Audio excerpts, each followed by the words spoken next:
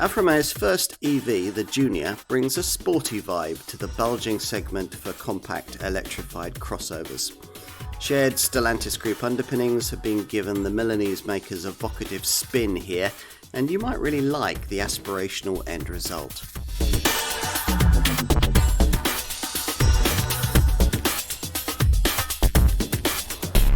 Electric according to Alfa Romeo. What might that mean? Well, we have our initial answer with this car, the marque's very first EV, the Junior. It was born in controversy. The name was changed from Milano a week after launch, following complaints from government officials that a moniker designating Italy's second city was inappropriate for a car assembled in Poland. This model couldn't be more significant. The first design created as part of the brand's ambitious Zero-Emission, which targets the marque to go from no EVs to 100% zero-emission sales by 2027.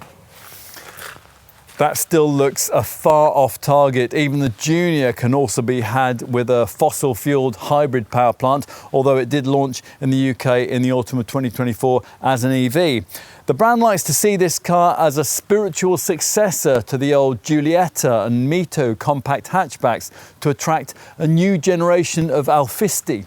And its mission is apparently to help the brand go from exclusive to inclusive.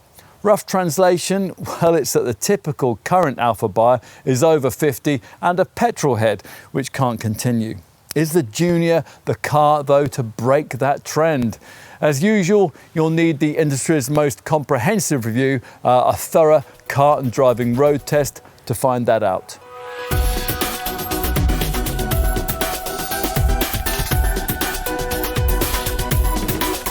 Both this Junior model's most direct Stellantis Group cousins, the Jeep Avenger and the Fiat 600, were launched as EVs with 1.2-litre hybrid petrol power following shortly after. That trend has again been replicated here. There is a combustion hybrida version as well as this Elettrica EV that we're trying today. That was predictable given that the market still isn't quite ready to be completely electric. Whether it's ready for this Alfa EV at all will be interesting to see. To be honest, there's not much that's particularly Alfa-like about the kind of ordinary Junior Elettrica that we're trying here, which gets the usual Stellantis Group setup, and that sees a 156 horsepower motor energized by a 54 kilowatt hour battery, delivering range in this case rated at up to 255 miles. 62 miles an hour from rest takes a relatively leisurely 9 seconds, and top speed is limited to just 93 miles an hour. Still, there is the brand's usual DNA driving mode system. The letters stand for dynamic, natural and advanced efficiency settings. You'll want to avoid the eco advanced efficiency mode because that restricts power to a very feeble 79 bhp. Even with natural engaged, you'll only get 109. Only dynamic releases the motor's full output. With that top setting selected, it really does feel quite engaging to drive, and there are several reasons why. The ECMP2 platform that all Juniors are based on is engineered around a wider track than you'd see it used with another equivalent Stellantis Group model. That's for more involving handling. Nor does the car feel quite as ponderous as some other small EVs at speed through the turns. Now that's partly because the 1,560 kilo curb weight is about 200 kilos less than the class norm. On top of that, there's well-controlled body roll, there are feelsome brakes, and the level of steering feel here, it's the best we've ever experienced with a small EV. That's courtesy of a quicker steering ratio, 40.6 to 1, and that's quicker than anything else that Stellantis offers in this segment. Ride is a little on the firm side, as you'd expect, but it'll be fine for the daily commute. Refinement is good too.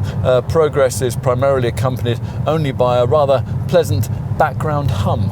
All of this wieldiness bodes well for the top Elettrica Veloce model that any remaining true Alfisti prepared to take the step with this Milanese maker into a new, fully electrified future will prefer to target. This is the version of this car that the company seems to have put much of its efforts into, using engineers who'd previously worked on the Giulia GTA Super Saloon. This flagship variant uses the same battery as the base model, but it gets a front-mounted 280 horsepower motor borrowed from the Abarth 600E hot hatch, and that powers the Veloce to 62 miles an hour in just 5.9 seconds. That top junior model borrows not only its motor but virtually all of its engineering from that Abarth Stellantis stablemate, and that means a bespoke chassis calibration with a Torsen mechanical limited slip differential, plus different front and rear anti-roll bars, an even faster steering rack and stiffer suspension too that lowers the ride height by 25 millimeters. The 20-inch wheels have grippier Michelin Pilot Sport 5 rubber and feature bigger 4-piston brakes with 380mm discs at the front. Predictably, EV range takes a hit though, limited on the Veloce to 208 miles. Later in production, expect to see a twin-motor EV variant join this model, featuring the all-wheel drive system that was first developed for the Jeep Avenger 4xe. Earlier we mentioned the hybrid version of this Junior, the Junior Ibrida. This combustion model weighs 255 kilos less than this EV variant, which should make it even more chuckable through the bends. And it uses the same 1.2 litre, 3-cylinder, mild hybrid, 48-volt powertrain that we've seen on multiple Stellantis Group models, which develops 136 bhp and features a 28 bhp electric motor built into the dual-clutch 6-speed auto gearbox. This variant can use EV propulsion, but only at low city speeds or when parking. Later, a Q4 all-wheel drive Ibrida variant will be offered too, using not just one but two 28 bhp motors, one situated on each axle.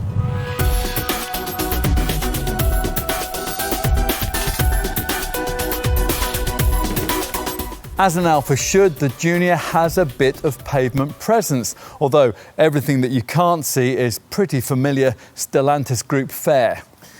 Primarily the ECM-P2 platform, which allows for dimensions pretty typical for the kind of compact SUV this is: 4.17 metres long, 1.5 metres high and 1.78 metres wide.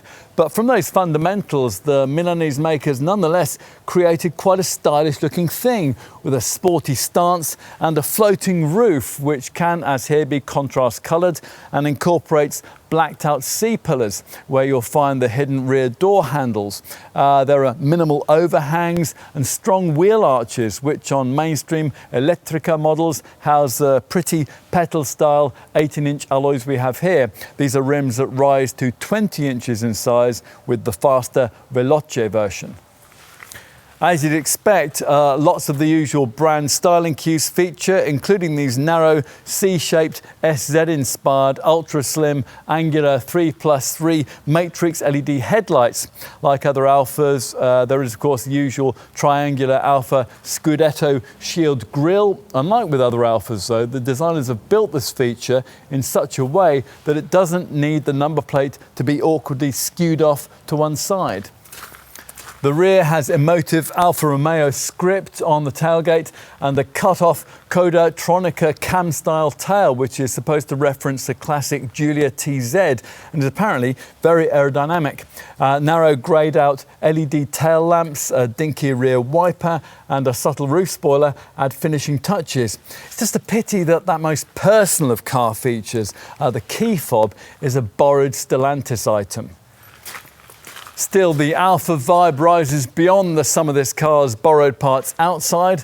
Will the same be true in the cabin? Well, to a great extent, yes. Now, despite its Stellantis screen tech and borrowed switchgear, the front of cabin design won't immediately remind you of anything else in the segment. Alfa wants you to be immediately struck by the small steering wheel here and the relatively low-slung driving position, and perhaps also by the telescopic cowled instrument panel and the cloverleaf style corner air vents here with their central serpent logos. Brand badging that appears on the wheel bezel, the headrests and on the top of the dash there, and emotive screen graphics have been built into the startup and the power down sequences. But it's a real pity that there aren't more splashes of red to lift the dark cabin ambience, and that the DNA drive controller between the seats has to be borrowed from a Stellantis van. There are premium aspirations here, hence the recessed colour-changing ambient lighting, the grained passenger side trim panel, the silver pedals and the copious amounts of smudge-worthy shiny piano black finishing. But it's premiumness very much on a budget, as you'll discover if you finger the brittle integrity of these rounded outer cloverleaf vents. Alfa's also missed a trick by not building in its signature silver metal steering wheel paddles, which on this EV could of course have been used for the brake regeneration system, and they really lift the cabin look and feel. Unlike most cars these days, the central screen isn't positioned on top of the dash like an iPad afterthought, but is built into the central stack here, where unusually it angles the opposite way to a pair of vents above it. These are separated by a small button panel, the upper part of which provides a couple of shortcuts to the 10.25-inch display. Ventilation functions reside on the main monitor. The shortcut to the climate section is one of the 4 main options on the cloud nav mapping dominated home screen here. But fortunately, there is also a proper row of physical heating, cooling and air circulation buttons below it. As usual with Stellantis infotainment screen tech, over-the-air updates are built in, and to address all the main monitor functions, you have to access the so-called application drawer. Now this also connects you through to things like games, the usual Apple CarPlay and Android Auto mirror screen tech, the Hey Alfa voice control system, and the EV model's energy section. Anything else you might need to know will be found on the instrument screen, also 10.25 inches in size. Alfa's Centro Stile design team have done a good job in making this dial panel feel brand specific, not only through the binnacle's top twin cowling, but also with clever use of retro graphics for the 2 provided dials, a speedo on the left with gear and drive mode selection, and for this EV model, a power meter on the right with range and battery capacity.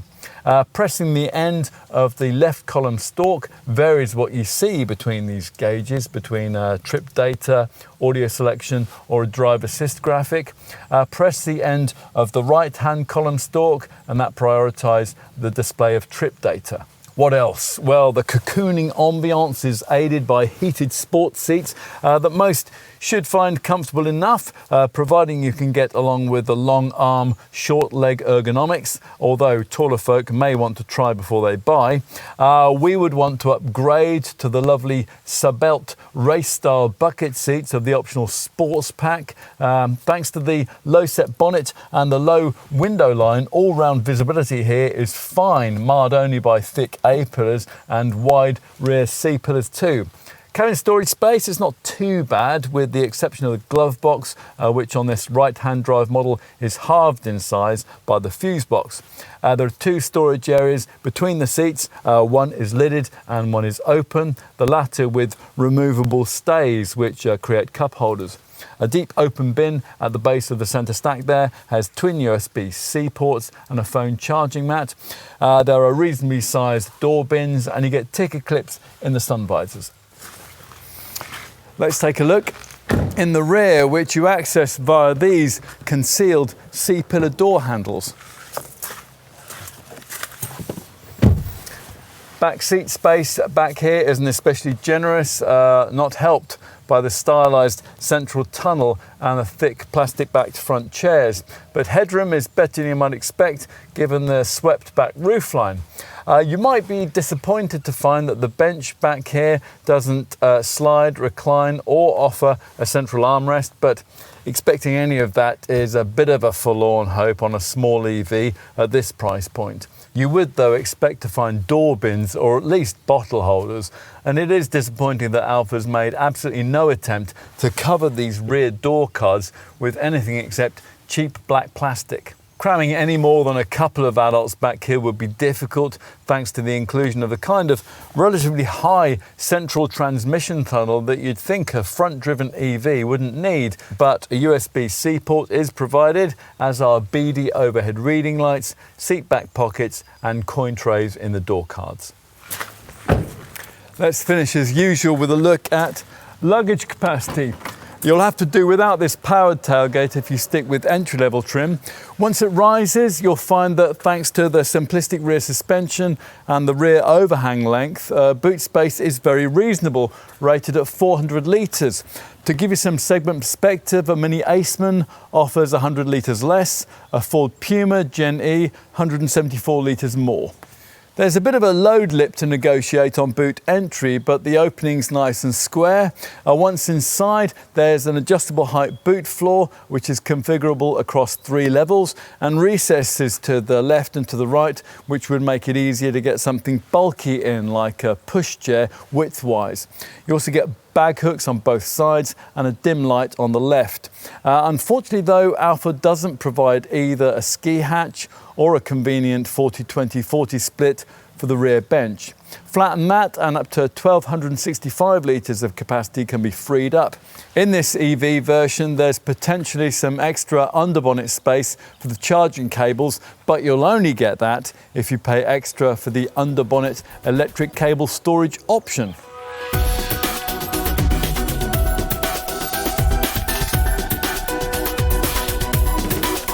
Alfa Romeo is gradually expanding its UK dealer network. 6 new dealers had just been added as we filmed, taking the total to 30. All part of a renewed spirit of optimism from this Milanese maker, who's keen to point out its unique positioning in the market. We're the only brand able to sell a car at €2 million and €30,000. Alfa boss Jean-Philippe Imperato boasted at the launch of this car. As we filmed in early 2025, pricing for the standard 156 HP EV version started with the Elettrica model at just under £34,000. There's a mid-range Speciale version at just under £36,000, and that's what we've got right here. The version real Alfisti customers will want, though, is the high-performance Junior Elettrica Veloce with its more powerful 280 HP motor. One of those was priced from launch at £42,295. As we filmed, the alternative Ibrida hybrid version of this model was being offered in a single specification for around £28,000. There will be an all-wheel drive Q4 Ibrida Model 2. Obviously, the compact lower midsection of the EV crossover market is absolutely crammed with alternatives to the electric version of this Junior. We will only mention the comparably priced sportier ones, in other words, the ones that might appeal to a potential Alfa customer. They don't really include this car's rather frumpier, similarly engineered Stellantis Group models, the Jeep Avenger and the Peugeot 2008. Or indeed other models that you'll also see referenced, like Volvo's EX30, Hyundai's Kona or Vauxhall's Mokka Electric. For closer, sportier matches to this Alfa, you could maybe look at Ford's Puma Gen E, a Mini Aceman, or if you are looking at a pricier Junior, then maybe the Cupra Born. If it is this Junior that you've decided you want, then you're going to need to know about standard spec. So let's take a look at that right now. Equipment levels include most of what you'll want, even the base Elettrica model that gets diamond cut 18-inch Petali alloy wheels, LED headlamps, LED tail lights, rain sensing wipers, adaptive cruise control, a drive mode selector, rear parking sensors, an anti-theft volumetric alarm and a heat pump to preserve your driving range in cold weather. Plus what Alfa Romeo calls BEV interior drive sound. There's also a full range of Alfa Connect services, so you can connect with your Junior via your smartphone. Inside, there's a 10.25-inch instrument cluster screen, automatic climate control, and a 10.25-inch central screen too, with wireless smartphone mirroring and a 4-speaker sound system. This mid-range Elettrica Speciale model gets a sportier look, courtesy of a different Scudetto grille insert, rear privacy glass and grey brake calipers. Plus it gets 8-colour ambient lighting, keyless entry, a leather-covered steering wheel, a better 6-speaker audio system and a cargo flex kit, along with premium front seats featuring 6-way power adjustment, lumbar support and massage for the driver. To this tally, the sportier 280 Veloce model adds a sports styling kit with 20-inch venti wheels wrapped in Michelin Pilot Sport 5 tyres and featuring red calipers and 4-piston brakes. Plus, you get a Torsen mechanical limited slip differential, and there are red exterior trim accents and a black roof. Across the range, Alfa's offering a choice of 3 optional trim packs. The technology pack includes matrix LED headlights, navigation and a powered tailgate with gesture control. The premium pack gives you an updated interior finish, plus a driver's seat with electric adjustment and a massage function. For true Alfisti though, we'd recommend the sport pack that gives you exterior styling tweaks, plus lovely Sabelt sports seats with Alcantara upholstery. If you want to upgrade the standard Icona interior trimming pack, there are 2 optional sportier interior packages too, Spiga and Traxxal Corsa. You can add a power-operated sunroof, and do bear in mind, unless you specify the only standard exterior paint colour, that's solid Sempione white, you'll have to pay the brand more for your chosen paintwork finish. There are 3 metallic paint options and 4 bi-tone shades, and they come with a contrast black roof. We would also want to add in the underbonnet electric cable storage option. That's £220 more.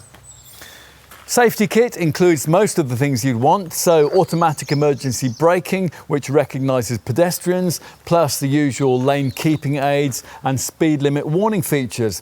The adaptive cruise control system incorporates lane centering and a traffic jam assist system too, which will virtually drive the car for you in snarled up urban traffic.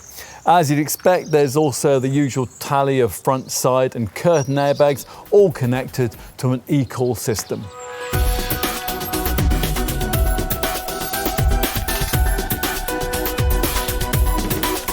We gave you the driving range figure from the 54 kilowatt-hour battery. 51 kilowatt-hours of that is usable in our driving section, 255 miles for this Elettrica model, or 208 miles for the more powerful Elettrica Veloce version.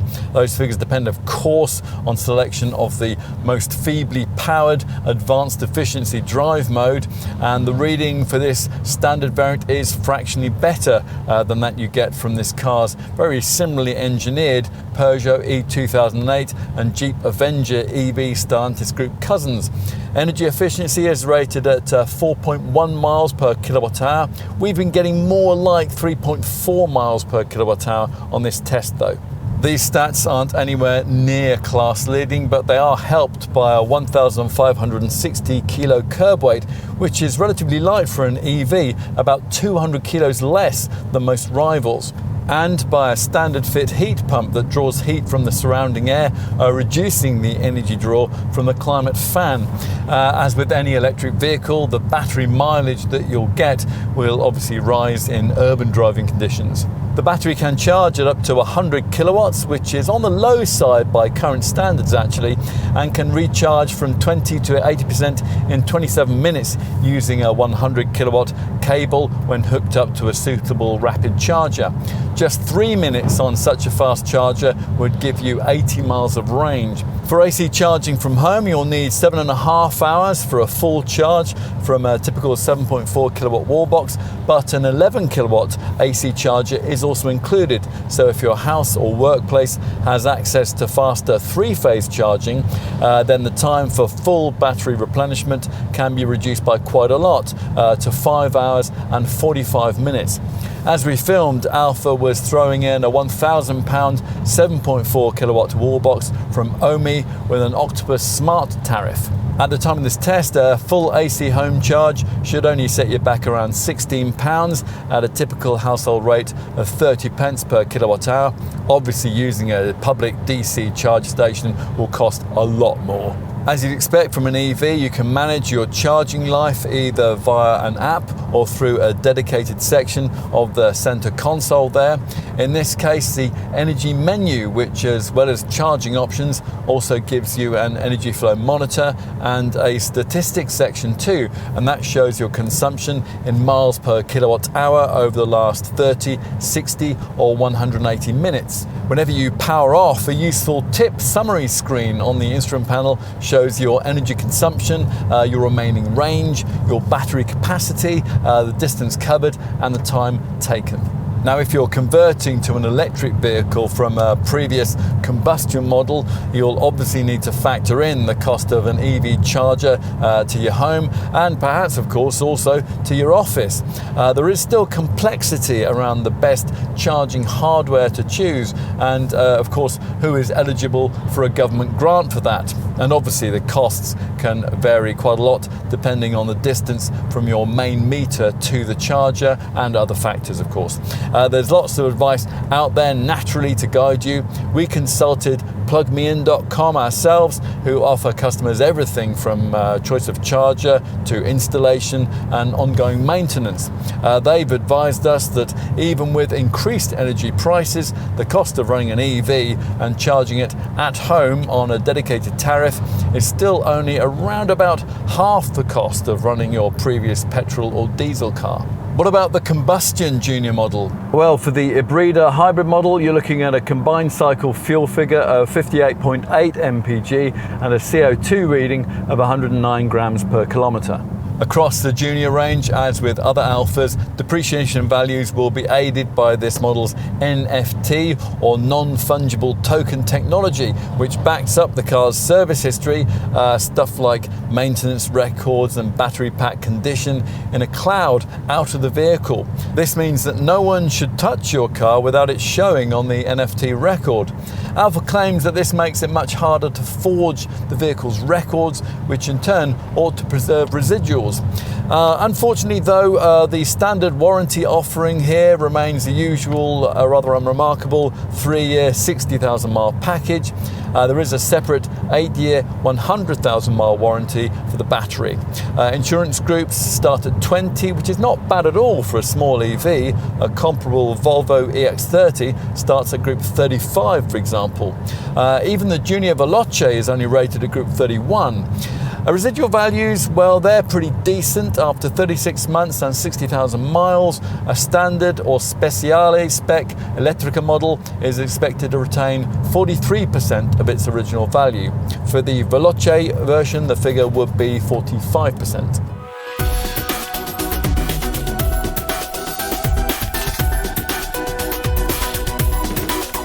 It's a hard thing to translate Alfa Romeo values into this electrified era. We saw that with the brand's plug-in hybrid Tonale. But this Junior makes a decent attempt to do just that and quite effectively disguises its generic Stellantis Group engineering, which is just as well, given the importance of this car to this Milanese maker. It could end up accounting for over 40% of the company's sales. The hastily added replacement name of this model is borrowed from the 1966 GT 1300 Junior version of the Giulia, just one of the cues intended to allow this car to trade on its maker's famous history. In reality, though, the Junior shares nothing with Alfa's past. That's the whole point.